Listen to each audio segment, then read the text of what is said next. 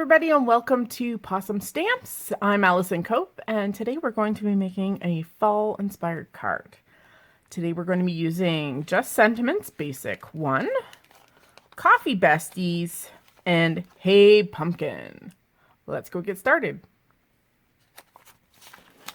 So I've got a piece of my favorite white cardstock here, 110 pound, and we're going to be using some Memento Rich Cocoa today, and I'm going to start by stamping one of the smaller pumpkins and the large cluster of coffee beans on our card front first. And what we're going to be doing is masking things off so that we can layer some images. So I'm going to take my previous masks off of my stamp backer sheet. I always keep these for a couple of tries because they can be used multiple times. And we're going to layer that. And then I also have a coffee bean mask. If you're looking for inexpensive ways to mask because you can't find masking paper, this is a roll of masking paper, which is great. This will last you a long time. This is Eclipse masking paper. You can use the all over sticky post-it notes. So this is sticky all of this surface with the exception of where the little cross hatching is. So you can use these. These work really great for that purpose.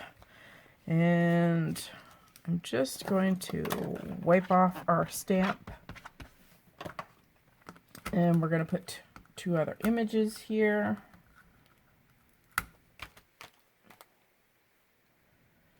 We're going to use our paper coffee cup here. Just want to double check that I got the right side that I wanted. Okay, and we're going to tuck it so that it looks behind our little pumpkin there. So again, using the same ink.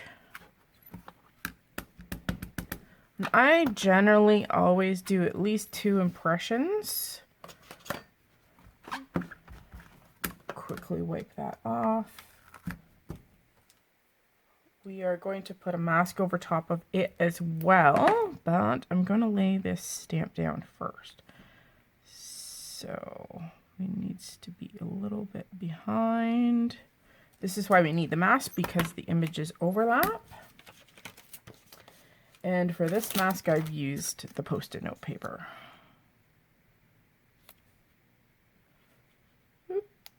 I have to just make sure that you put it in the right spot. There we go. And then we'll ink this one up.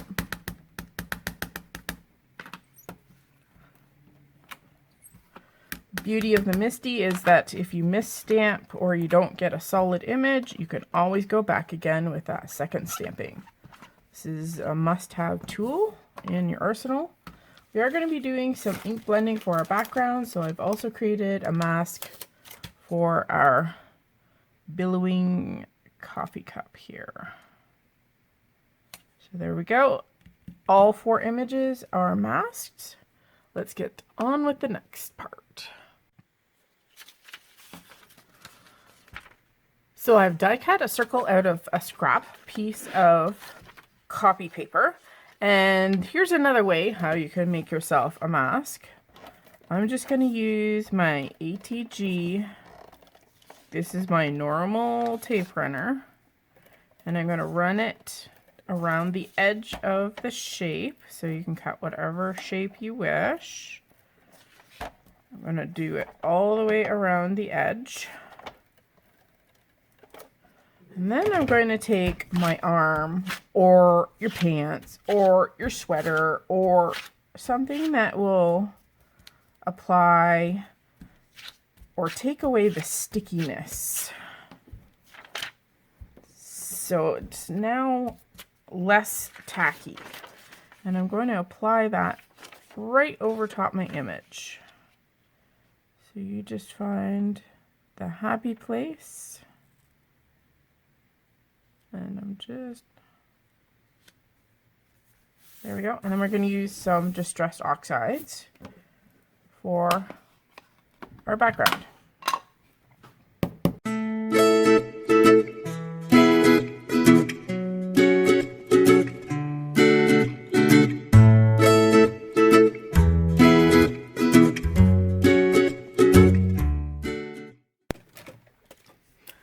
going to add a little bit of water just to give a little bit of a different effect on the back. Just a quick spritz and a pat. And I'm going to do a little bit in my hand and just flick it just to get a little bit bigger splotches. I let it sit for just a few moments, and because the colors are light, it is subtle. Right, let's get to the coloring. And with the magic of film, we have revealed our image, and we're going to start by coloring coffee beans, and then we'll go from there. I'm going to speed this up. Hope you enjoy the coloring.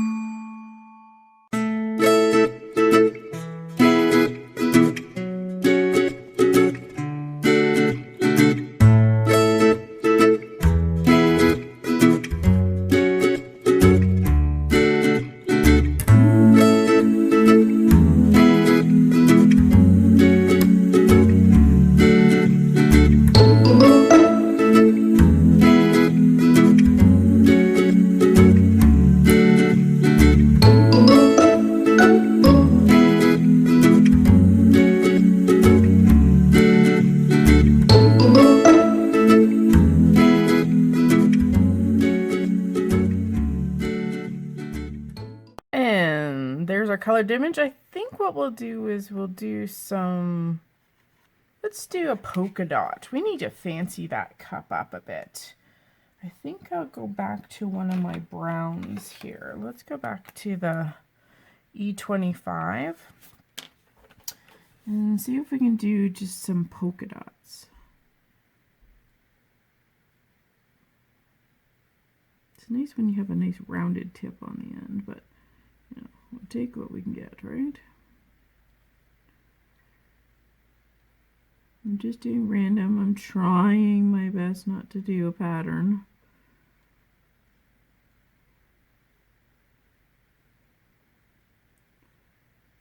This is where you can have fun. You could put stripes on it. You could draw little roses. The sky is the limit.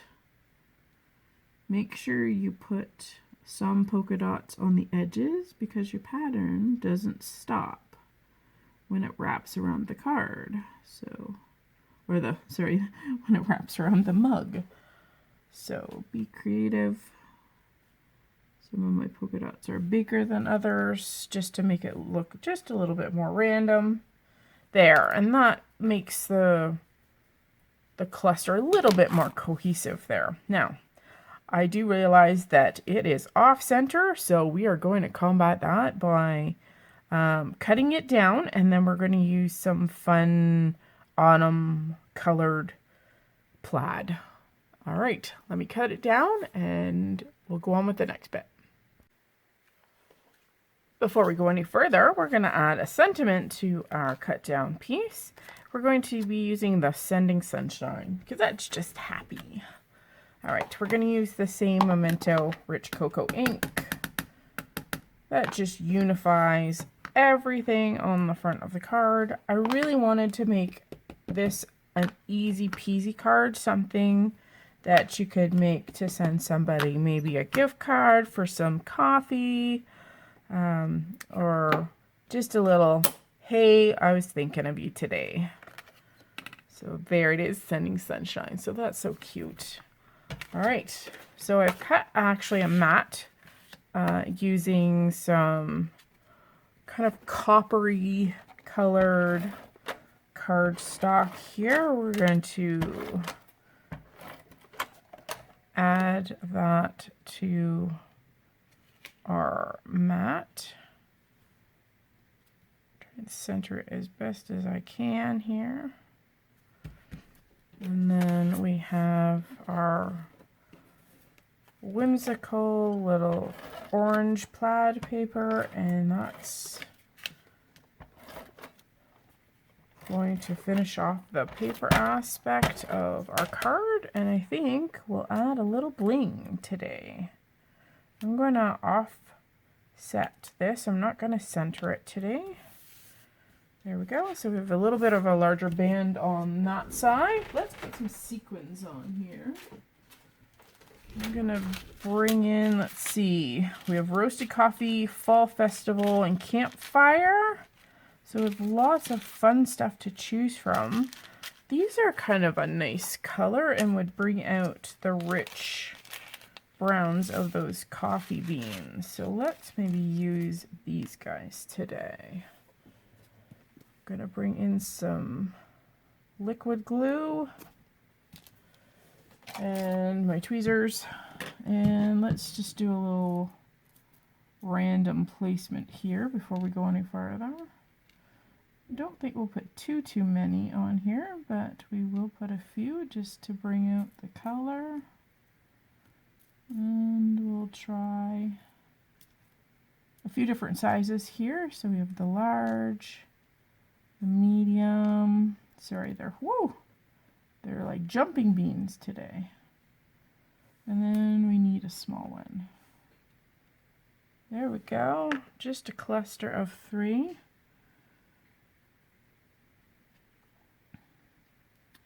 I always put my embellishments in odd numbers. So 1, 3, 5, like that.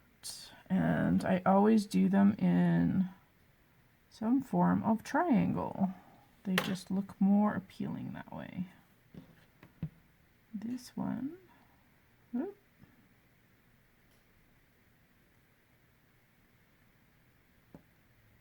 There we go.